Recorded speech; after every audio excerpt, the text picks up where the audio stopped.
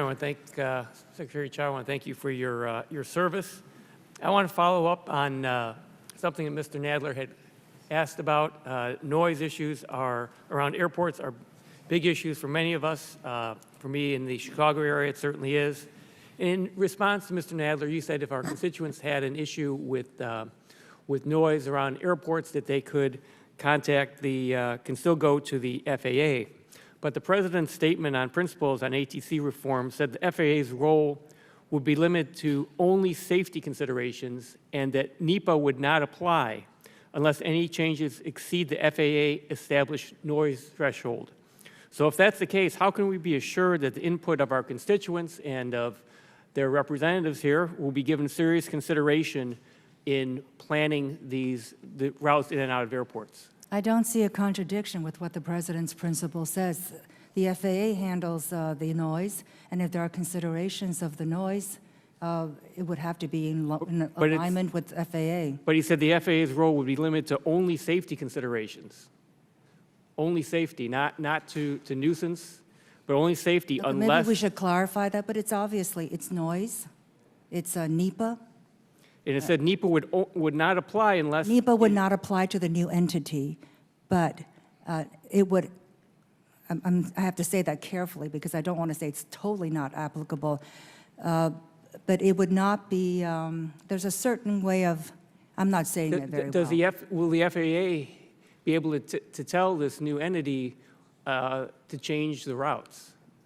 Because they're still in charge of the regulatory aspects of it. So that would be a consultative community-wide effort that would include the FAA, That's certainly not what seems to be suggested in what the President said. So we really have to look at the details and see how the FAA would still have that authority. One quick question on the air traffic control. After Canada privatized its air traffic control system, NAV Canada changed employees' retirement plan from defined benefit to a much less generous defined contribution plan. Under the Trump privatization plan, can the board change the retirement plans of existing or new employees?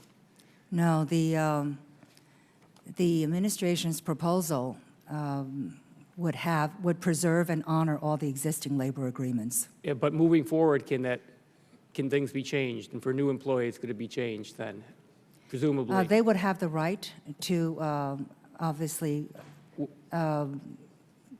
consult and negotiate with the new management. Air traffic control has signed on. They are actually in favor of it. One last question here. Another subject I think is very important. The Fast Lane Grant Program was created in the FAST Act. It's critical to certainly my district, my region, the Chicago region, and it's designed to provide investment in the regional and national significance projects, exactly what the President has talked about, where federal funding should be targeted.